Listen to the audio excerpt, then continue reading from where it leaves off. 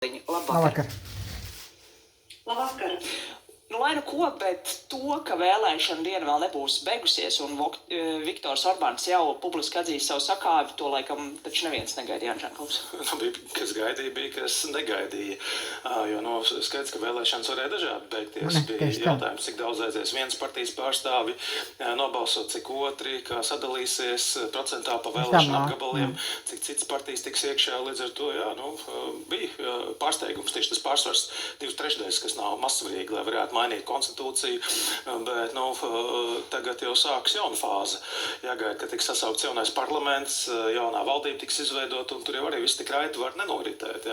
Var kādi cilvēki aiziet prom no Maģāru partijas, Orbāns var pārvilināt, var tāda attīstība būt, un visādi citādi pārsteigumi. Arī mums ir bijušas situācijas, ka viena otra frakcija izjūg vēl pirms Saeima tā kārtīgi sāku strādāt. Pirms runājam par potenciālu šķelšanos, tomēr par to, kā nonāca līdz šim rezultātam, vēlētāju aktivitāte, kas būtisks faktors, patiešām rekorda augsta, un ja raugamies uz tiem protestiem un mītiņiem, ko mēs redzējām Budapeštā, tur tas vairākuma noskaņojums bija skaidrs, bet lielais jautājums patiešām bija reģioni, lauki, kas ierasti ir bijusi Orbāna teritorija, un tomēr arī tur Maģārs vadītā partija ir guvusi pārsvaru. Ozoliņas kundze, kā jūs vērtējat, Orbāns nebija pietiekami novērtējis to vispārējo neapmierinātības līmeni, kas sabiedrībā bija izveidojies pret viņu politiku? Es domāju, ka Orbāns bija nošāvis greizi vairākos virzienos. Pirmkārt, viņš nepietiekami novērtēja sabiedriskās domas pārmaiņas, un viņam šķita, ka ja viņš 16 gadus ir valdījis, tad faktiski visi ir apmierināti un turpinās domāt viņa virzienā. Savukārt, tas otrs, varbūt problemātiskais jautājums bija saistīts ar to, ka viņa pārāk skaidrā anti-eiropiskā nostāja, tomēr arī Ungārijas sabiedrībā nerezonēja un neradīja tādas pozitīvas izjūtas. Faktiski, es domāju, šeit ir ļoti daudz un dažādi iemesli, par kuriem, protams, mēs varam runāt, bet es gribēju uzsvērt to tiešām ļoti vēsturisko pārmaiņu brīdi, jo atcerēsimies to, ka šis vēlēšana likums un arī tā saucamais pamatlikums tika veidots tā, lai Orbāns varētu sev nodrošināt pastāvēšanu pie varas vēl diezgan ilgstošu brīdi. Un es domāju, ka tieši šis ir tas lielais pārsteigums, kad sāka krist viņa bastioni kā reiz šajos reģionos.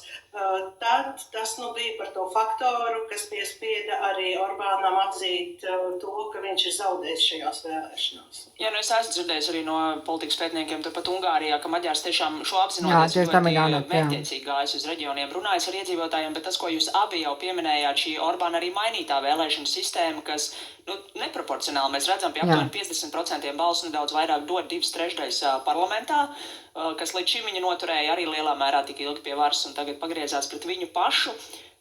Tajā sistēmā ir ļoti būtiski arī, lai opozīcijas balsis nesašķeļas, un tas bija redzams, ka virknē šo apgabalu citas opozīcijas partijas atsauca savus kandidātus, deva iespēju tieši Maģaram. Tur pēc tam, Anžēnkungs, tagad būs kaut kāda norēķināšanās ar viņiem. Grūti teikt, jāstāsta arī, kas būs ievēlēti no Maģāru partijas. Tur arī var būt šādi vai tādi pārsteigumi, bet noteikti kaut kāds dialogs būs jāveido ar tām opozīcijas partijām, kas pagāja malā. Jo tā arī bija ļoti svarīga attīstība, ka negāja visas opozīcijas partijas. Šoreiz izdevās nostāties aiz viena kandidāta.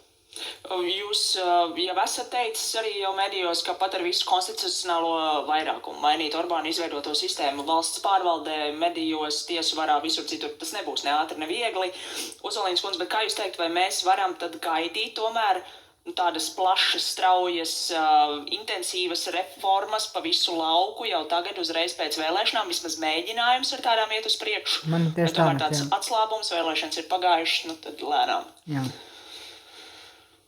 Reformas noteikti ir nepieciešamas, un viņas ir nepieciešamas gan pašam Maģāram, gan arī, protams, Ungārijai, lai viņi ietu demokrātijas ceļu. Runāt par ļoti straujām un radikālām reformām, manuprāt, tuvākajā laikā būtu grūti, jo tādēļ, ka ir jāņem vērā, ka vadošajos amatos, visdažādākajos politiskajos institūtos ir salikti Orbāna cilvēki. Un, ja, piemēram, tagad nākamajā dienā, no rīta vai parīt, pieņemsim tā figurāli runājot, sāktos institūciju tīrīšana, tas varētu radīt arī negatīvu efektu. Es pieņemu, ka Maģāram vajadzēs arī noteikti gan pamatojumu, gan argumentāciju sabiedrībai, lai skaidrotu, kas par reformām tās ir, kādu mērķi tās sasniegs un ko viņš ar šīm reformām grib panākt.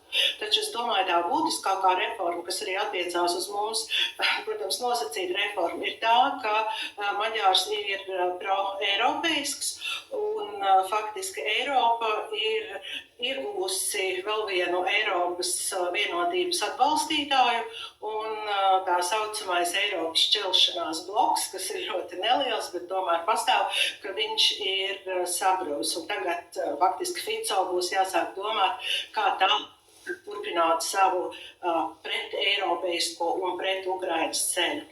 Nu, ja jau jūs pieminat, tad uzreiz arī pievērsīsimies šim Eiropas iekšējo opozicionāru blokam, kas izskatījās jau ka plešas plašumā pēc rudenī notikušajām vēlēšanām Čehijā, kur arī nāca klāt līdzīgi domājošs premjers.